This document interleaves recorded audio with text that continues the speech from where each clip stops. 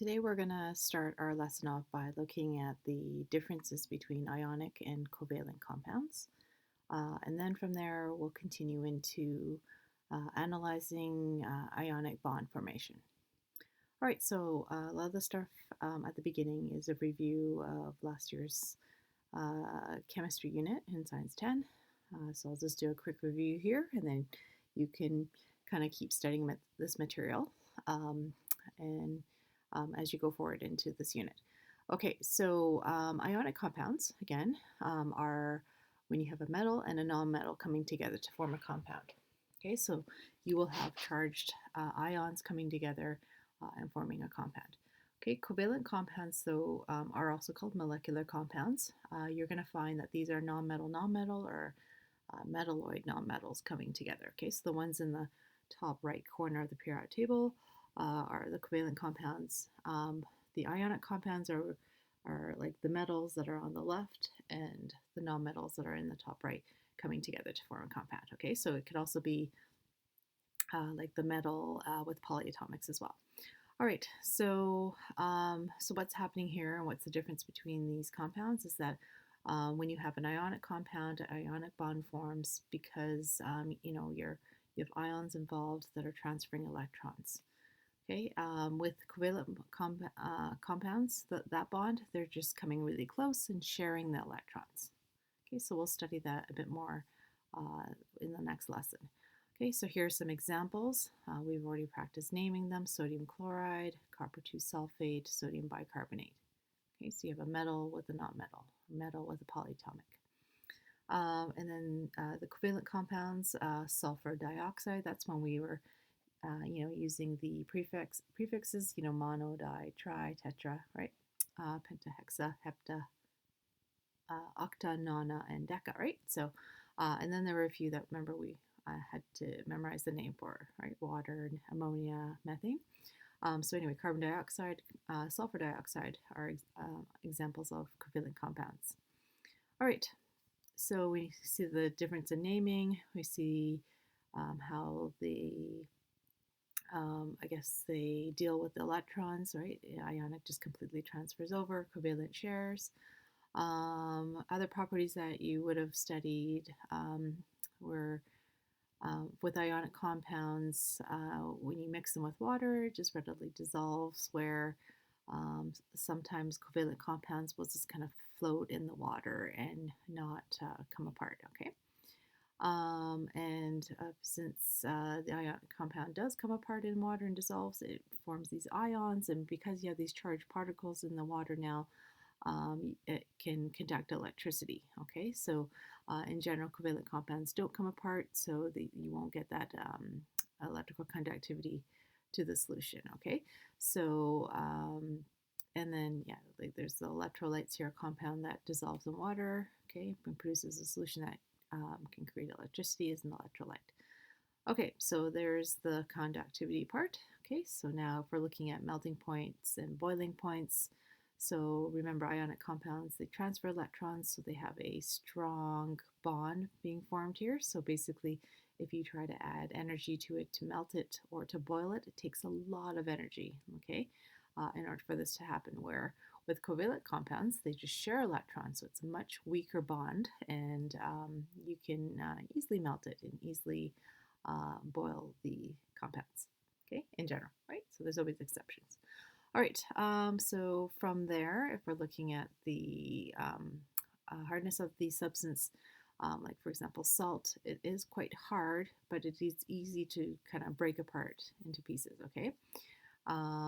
Where covalent compounds, you'll find that you can, just take a little glass rod or whatever and smush them, and yeah, so it's easy to, like if you were just pressing on them, easy to smush, right? Versus the table salt, right? If you try to push on it, it's pretty hard still.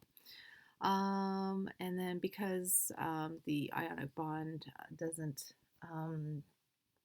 is quite stable, it's quite strong, you're going to find that there's no odor with ionic compounds, where with the covalent compounds, because the bonds can break apart and go into air and so forth, you will have an odor.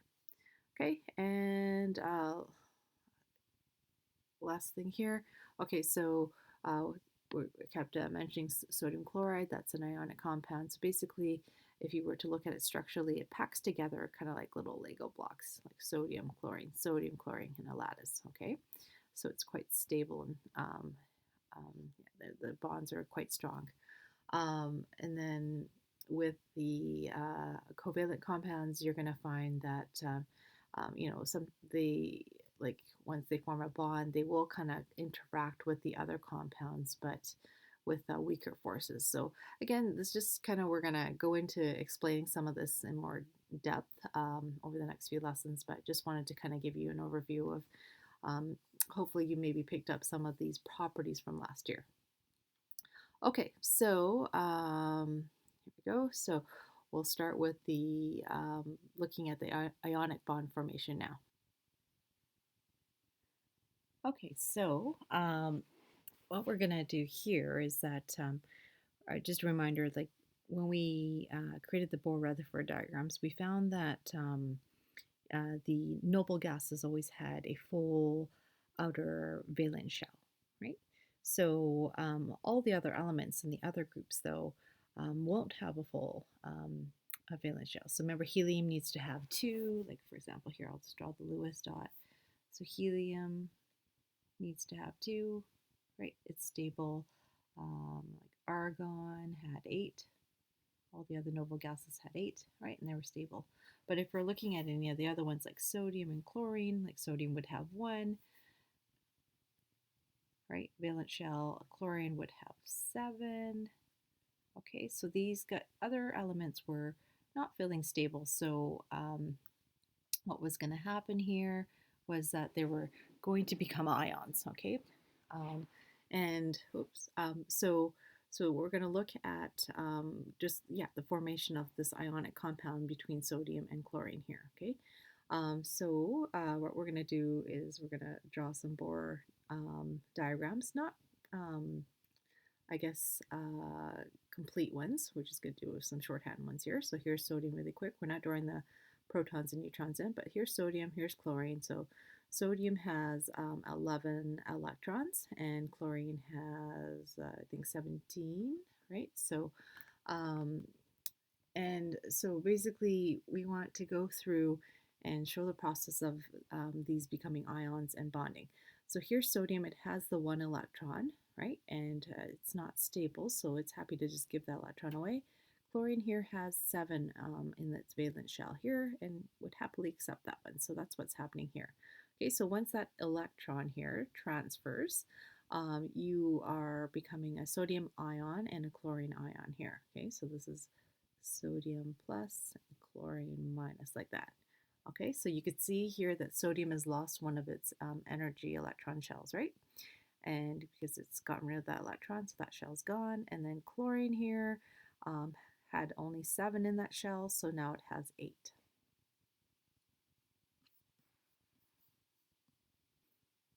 Okay, so that's how you draw the Bohr-Rutherford diagram of to represent the bond formation. Okay, but we can make it even simpler. You can use the Lewis dot diagrams instead. So here's sodium. Okay, so we're showing sodium here. This is a sodium atom, and basically it's becoming an ion, right? So so it becomes an ion here, and so basically you're going to have that energy to become like the ionization energy, right? So it's going to be about energy to create a sodium ion, and then there goes the electron. It's gone, okay? All right, and then chlorine, the same thing's happening here. The chlorine's going to pick up that electron here. It's picking it up and then becoming a chlorine ion, okay? All right, so from there, if we put this all together, sodium is transferring its electron, okay, to chlorine, and then this is the result. We get a sodium ion, positive ion, and a chlorine negative ion, and they're going to attract each other, right? Because positives and negatives attract, like that, okay? All right, and then they're going to form an ionic compound, okay? And then the final formula is sodium chloride. One sodium, one chlorine, right? One sodium, one chlorine ends up being a sodium chloride formula, like that. Okay? All right, so so that's what I want you to do today. I want you to show the process of the atoms becoming ions, and then yeah, and then writing kind of the final product like that, and then writing the final chemical formula. Okay, all right. So I'll say Lewis dot diagram. Sometimes you just say Lewis symbols, electron dot diagrams. Just a heads up here with the interchangeable names here. Okay, so from here, example 2, let's draw potassium and chlorine together, okay? So again, we're just going to do the lowest dot, so you can just go make potassium like that, and then we have chlorine. Okay, chlorine has 7. Okay, so you should have these memorized, or be able to draw these quickly now because we saw the pattern in the periodic table.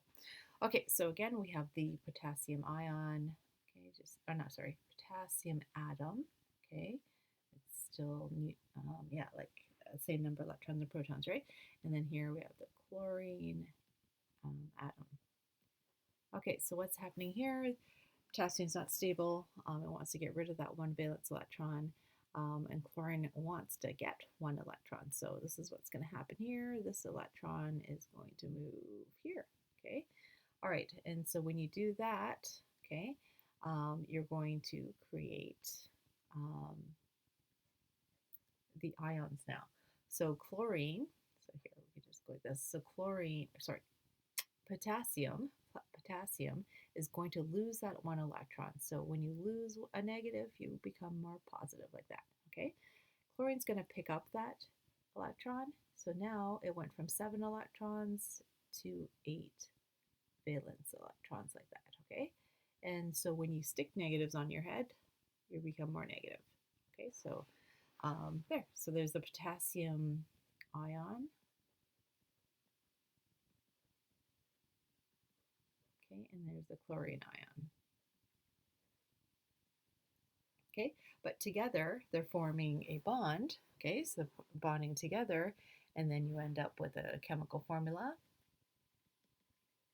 of KCl, like 1 chlorine, 1 potassium combining together, okay? Because it balances out the charges and so forth. Okay, so that's what you're doing today. You're showing your work step, okay, and then you're drawing the ionic bond formation. So these brackets show chemists that you have an ion here now, and then you have a charge outside. Okay, so put those square brackets in, and then put the charge on the outside. Okay, so if you're trying to figure out how much work you should show and so forth, this is what you need to do. Okay, so if I ask you for the chemical formula right at the end, here you can consider this to be, I don't know, the work step. Okay, this is where you're kind of showing and trying to figure out how many potassiums to how many chlorines you need. Okay, and then here, this step here, this is the bond formation, like you showing me the bonds, the ions coming together and forming an ionic bond. Okay, so there's that step there. So in the end, this is how you show your work. So show your work where you're showing the transfer electrons, then show the bond formation where you're showing the square brackets and the ions now being formed and then coming together and forming an ionic bond.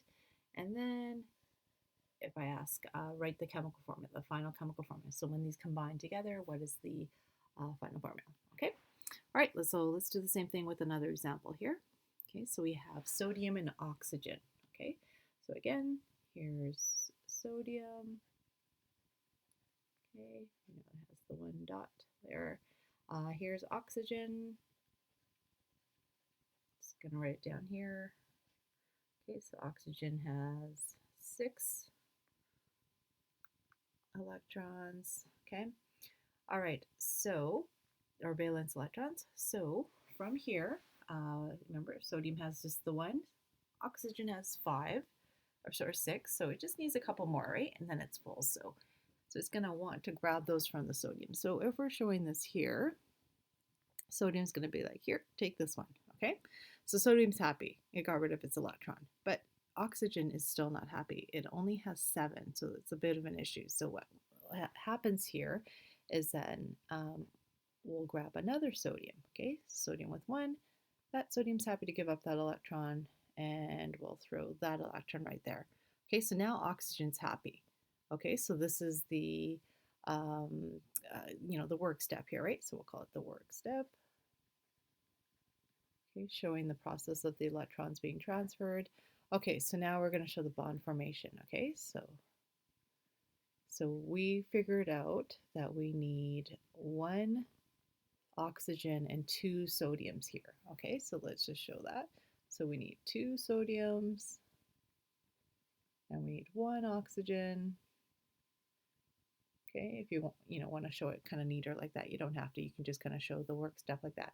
Okay, so here's the bond formation. So you're going to get sodium, right? One of the sodiums lost its electron, so it becomes an ion like that. And then you're going to alternate, right? Like I showed you the lattice pattern above here, right? The alternate positive, negative, sodium, chlorine, like that on this side here, okay, on the left side here.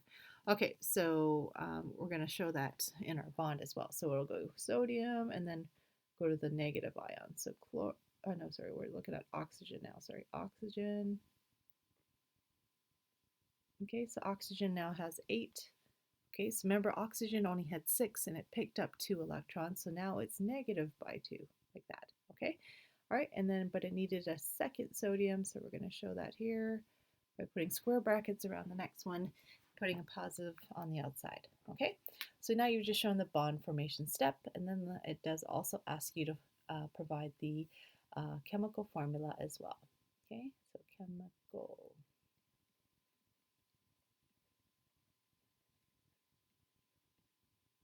Okay, so here we go. We have so in the end, like if you're trying to figure this out, like you could kind of use your nomenclature tools, so you're using crisscross or charge balance. But in the end, if you're kind of looking at these, see how there's 2 sodiums to 1 oxygen? We always write the metal first, so you're going to see that there's 2 sodiums and 1 oxygen like that. So that's the final chemical formula, okay? All right, let's do one more. Okay, so we have magnesium chloride. Magnesium and chlorine, okay? All right, so here we go, magnesium atom. Okay, so again, you can write just the work step. You don't have to write kind of like the formulas like I did here, kind of the line here. It's up to you if you want to write both. All right, so magnesium has 2 in its 2 valence electrons, and chlorine has 7. Okay, so I'll put chlorine here. Okay. 1, 2, 3, 4, 5, 6, 7. Okay. All right. So again, magnesium only has 2. So 1, 2, 3, 4, you just give them away. If it's 5, 6, 7, though, they want to pick up electrons, right? So chlorine has 7, so it wants to take that electron from magnesium. Okay. So chlorine is happy, so you're like, great, it's done. But no, wait, magnesium still has this 1 extra electron it's trying to get rid of. So what do we do here? We draw the other one. That's kind of the, I don't know, the rule that you can use. So basically, if you're trying to get rid of this one's still an issue, draw another one of the other one, okay? Then you're going to find, oh, look, magnesium can get rid of its second electron if there's another chlorine around. Okay, so again, this is your work step. Okay, so let's show the bond formation step. Formation. Okay, so if you want to, yes, you want to alternate them. So you want to go, just like before it was sodium, oxygen, sodium. So since there's only 1 magnesium, I'll start with the chlorine first. You just want to alternate them. Okay, so there's chlorine. It gained an electron, so it's -1. Magnesium lost both of its electrons, so we don't draw any dots. But we have a 2+ charge. It got rid of negative, so now it's positive. All right, and then chlorine has 1, 2, 3, 4, 5, 6, 7, 8. Remember, it picked up 1 as well. This is the other chlorine, and it has a -1 charge. Okay, and then and then you're alternating negative, positive, negative, positive. Okay, so from there, the chemical formula. So basically, you're just showing the ratio of how they combine together. Formula. Okay, so we have, okay, so we always write the metal first. So we have magnesium, we just need one. I know the charge is 2 plus. Remember, there's just one magnesium though that needs to combine with 2 chlorines like that. Okay, so again, what you're doing here today is showing um, atoms becoming ions, okay? Because you have a metal and a non-metal involved here, so they will become ions, and then they will form a ionic compound because the like the positives and negatives will attract, okay? And then you'll see that they will alternate positive, negative, okay, and then forming a lattice. All right, so what you can do today, so again, review, if you don't remember these at all from last year, review the properties of ionic and covalent compounds, okay, and then practice drawing the ionic bond formation so that you can set yourself up and get ready for covalent compounds.